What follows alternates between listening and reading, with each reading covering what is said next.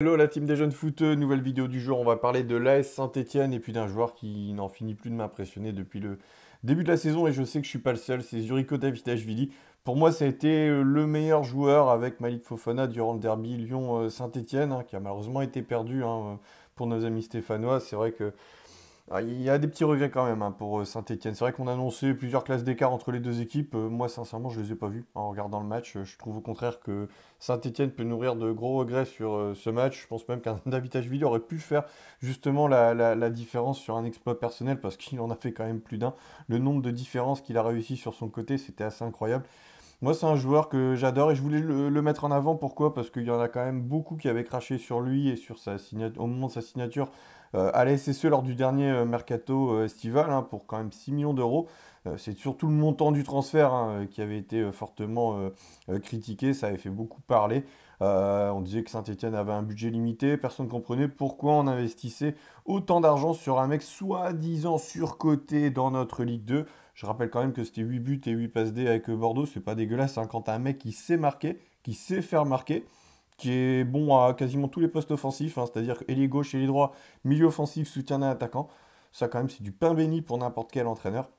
Alors moi j'adore ce joueur, et puis faut pas oublier quand même qu'il vient pas de nulle part. Le mec il avait à peine 20 ans, il avait déjà découvert les tours préliminaires de Ligue des Champions, de la Ligue Europa Conférence. Alors ok c'était avec le Dynamo Batumi, c'est le plus gros club de son pays en Géorgie. Mais bon, il est déjà international géorgien, il avait joué aussi au Rubin Kazan avant, il avait déjà 60 matchs en D1 russe. C'est pas un mec qui vient de nulle part, je veux dire. Et puis sa trajectoire c'est marrant, elle ressemble un peu à Kvaratskhelia on va dire, puisque Rubin Kazan, Dynamo Batumi, voilà c'est les clubs qu'avait connu Kvaratskhelia avant d'atterrir à Naples. Faut pas oublier aussi que Davitashvili, c'est quand même un joueur qui a été recommandé à beaucoup de clubs en Europe et notamment à l'époque au Girondins de Bordeaux, en fait, par Willy Sagnol, son sélectionneur. Donc le mec sait quand même de quoi il parle. C'est lui qui a aussi poussé justement la SSE à le recruter l'été dernier. Et on sait aussi tout l'amour que porte Willy Sagnol pour Saint-Étienne, son club formateur. Non, moi je pense que c'est un très joli coup que les dirigeants stéphanois ont réalisé. Je pense que les 6 millions aujourd'hui, ceux qui crachaient sur ça, sachez que pour moi aujourd'hui, il en vaut au moins le double, au moins 12. J'en suis quasiment certain et je serais même prêt à parier qu'il en vaudra le triple d'ici la fin de saison. Parce que pour moi, il n'a pas fini de nous surprendre. Il va encore continuer sa progression, à monter en puissance au fil des semaines. Si il en vaut 18 à la fin de la saison, millions d'euros, tant mieux. Ça voudra dire qu'il aura brillé et rayonné avec l'AS Saint-Etienne et que il aura sûrement été l'un des grands artisans du maintien de la SSE en Ligue 1. Moi, je crois beaucoup au maintien de l'AS Saint-Etienne en Ligue 1. Alors, c'est sûr que c'était pas gagné parce que le début de saison, bon, on était nombreux à être inquiets. Moi, j'en faisais partie. Mais là, honnêtement, je trouve qu'il y a quelque chose de sympa qui est en train de se construire, qui se met en place, lentement mais sûrement.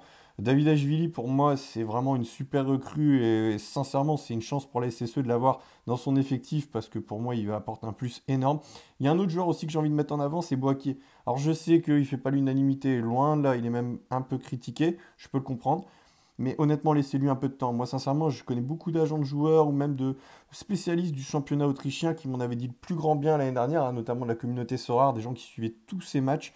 Et moi, j'avais appris à découvrir un peu son profil. Enfin, ce joueur, 6 mois avant sa signature, allait Saint-Etienne et je peux vous assurer que sincèrement, c'est un top joueur. Lui aussi, il est jeune, c'est pour ça qu'il faut lui laisser le temps. Il arrive en France, nouvel environnement, nouveau championnat. C'est pas facile. Et moi, quand j'ai vu Saint-Etienne seulement pour 3 millions, bon, je crois qu'il y a des bonus, pourcentage à la revente. Je peux vous assurer que 3 millions, pour moi, c'est pas grand-chose enfin, de ce que j'avais vu de lui, en tout cas, dans le championnat autrichien. Et le jour où on va avoir donc David Ashvili à gauche, qui est déjà au top, et Boaké qui saura se mettre au niveau sur le côté droit, ça va être énorme. Et je suis persuadé que ça sera une redoutable arme offensive pour la Saint-Etienne. Et pour aller chercher ce maintien, ça sera très très très précieux. Mais en tout cas, moi je vous le dis, tous ceux qui s'étaient amusés à cracher sur Davitashvili au début de la saison, vous êtes trompés quoi. Non mais clairement parce que ce mec-là, c'est un super joueur et encore une fois, je suis très heureux de le voir rayonner du côté de l'AS Saint-Étienne.